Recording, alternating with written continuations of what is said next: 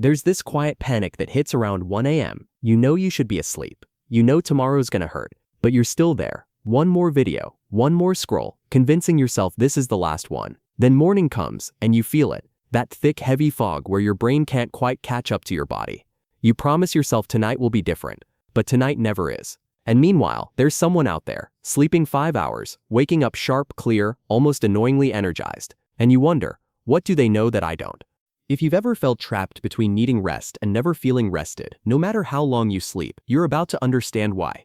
Today we're breaking down the science of sleep efficiency, the thing most people confuse with sleep deprivation, and the difference will change how you think about rest entirely. Here's the thing, the idea that everyone needs 8 hours is a myth. Not because 8 hours is wrong, but because the number itself misses the point.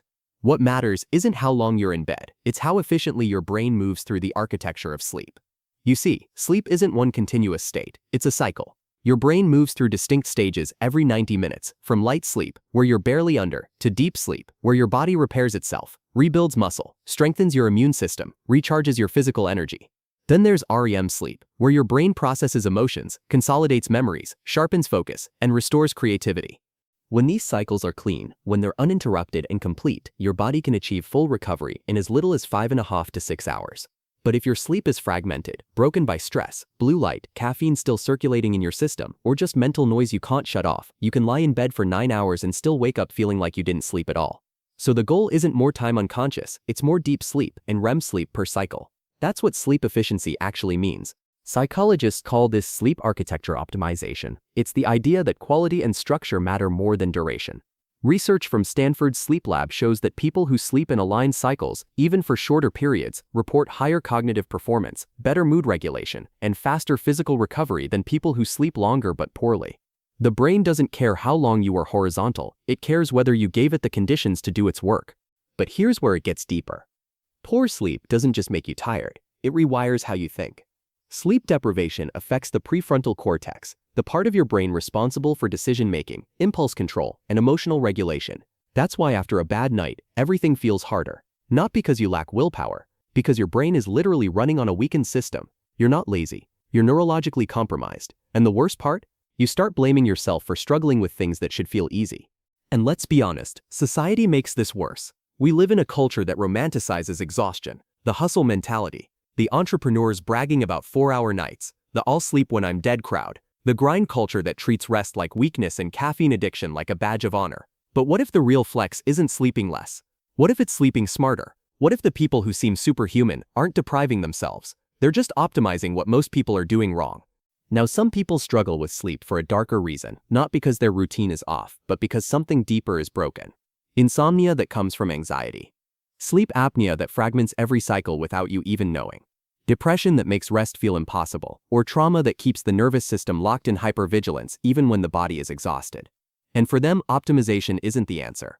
Treatment is. So it's worth asking yourself, do I sleep poorly because my habits are chaotic, or because my sleep itself is disordered? Because one is a pattern you can change. The other is a signal you shouldn't ignore.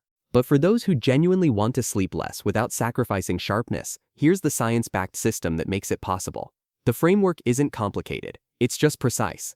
First, consistency rewires your circadian rhythm. Your brain runs on an internal clock, and that clock is trainable. Every night you sleep and wake at the same time. Even on weekends, your body learns when to release melatonin, the hormone that makes you drowsy, and when to suppress it. Stanford studies show that people with irregular sleep schedules have shorter, lighter deep sleep phases because their brain never knows when rest is actually coming. So pick a fixed time. Sleep at 11, wake at 5:30, even on Saturdays, even when it feels inconvenient. That rhythm will make your mornings shockingly clear. Second, plan in 90-minute intervals. Each sleep cycle lasts about 90 minutes. If you wake up in the middle of one, you feel groggy, disoriented, like you're dragging yourself out of quicksand. But if you wake right after a cycle completes, you feel alert. So instead of setting your alarm for random times, calculate in multiples of 90. 4.5 hours is 3 cycles, 6 hours is 4 cycles, 7.5 hours is 5. Set your wake time based on cycle completion, not arbitrary numbers. Your brain will thank you. Third, the hour before sleep is where most people lose the game. That last 60 minutes before bed isn't downtime, it's preparation. Your nervous system needs a signal that the day is ending. If you're scrolling, working, stressing, or staring at blue light, your brain stays in alert mode. Melatonin doesn't release. Cortisol, the stress hormone, stays elevated. Sleep becomes shallow. So create a shutdown sequence. No heavy meals 3 hours before bed. No work or stressful conversations 2 hours before. No screens 1 hour before. Replace them with dim, warm lighting. A few minutes of gratitude journaling or meditation. A calm playlist with 60 to 80 beats per minute. Light stretching. This isn't indulgence, it's neurological preparation. Fourth, morning light resets everything.